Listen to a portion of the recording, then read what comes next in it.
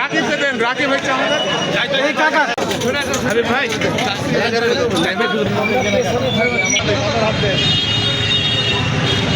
আমাদের নেতা বিএনপির ভারপ্রাপ্ত চেয়ারম্যান তারেক রহমান নির্দেশ দিয়েছেন সব কিছুর মধ্যে বাংলাদেশ, সবার আগে বাংলাদেশ।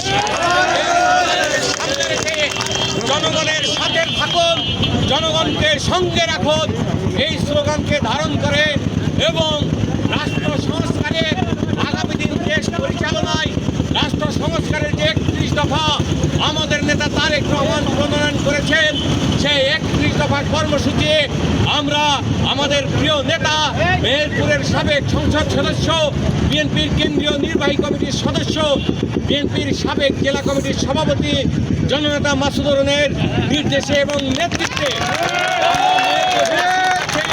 31 দফা কর্মসূচি আমরা পৌঁছে দিয়েছি। প্রিয়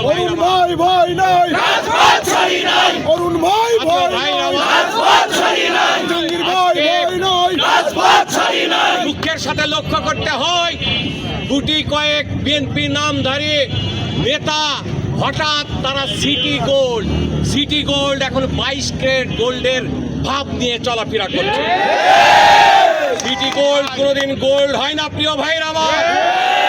আজকে যারা এই পৌর বিএনপির মিছিলে উপস্থিত হয়েছেন, দীর্ঘ 16 বছর রোদ বৃষ্টি উপেক্ষা করে, আওয়ামী লীগের গুন্ডাদের নিপীড়ন নির্যাতনকে উপেক্ষা করে, পুলিশের র্যাবের নির্মম নিপীড়ন নির্যাতন সহ্য করে জ্বলে পুড়ে খাঁটি সোনায় পরিণত হয়েছে।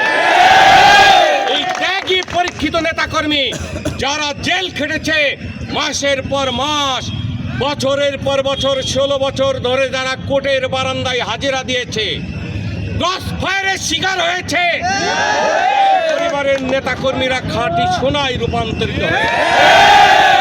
আজকে সিটি গোল্ডওয়ালারা যারা নকল সোনা, তাদের দেখে মনে হয় ওরা জিয়াউর রহমানের আগেই বিএনপি করতে। এরম ধারা জনগণের কাজে, জনগণের কল্যাণে, জনগণের উপকারে, শেখ হাসিনা বিরোধী লড়াইয়ে রাজপথে আওয়ামী লীগ, সন্ত্রাসী পুলিশ র্যাবের সামনে যারা জীবনে আসতে পারে নাই, তারা নেতৃত্বের দাবি রাখে। আজকে বলতে চাই, ওই সিটি গোল্ড ওনারা কোনদিন গোল্ড হবে না। আজকে যারা উপস্থিত হয়েছেন এই ত্যাগী নেতাকর্মীরা, এদের শেকড় মেহেরপুরের মাটির অনেক গভীরে। মেহেরপুর জেলার বিএনপির ত্যাগী নেতাকর্মীরা অতীতে ঐক্যবদ্ধ ছিল, লড়াইয়ে ঐক্যবদ্ধ ছিল, সংগ্রামে ঐক্যবদ্ধ ছিল, আজ ঐক্যবদ্ধ আছে, আগামীতে ঐক্যবদ্ধ থাকবে। নেতৃত্বে আমাদের ভারপ্রাপ্ত চেয়ারম্যান জননেতা তারেক রহমানের নির্দেশে প্রতিটা কর্মসূচি আমরা অতীতে যেমন জীবন বাজি রেখে পালন করেছি, আগামী দিনেও পালন করব। প্রিয় ভাই।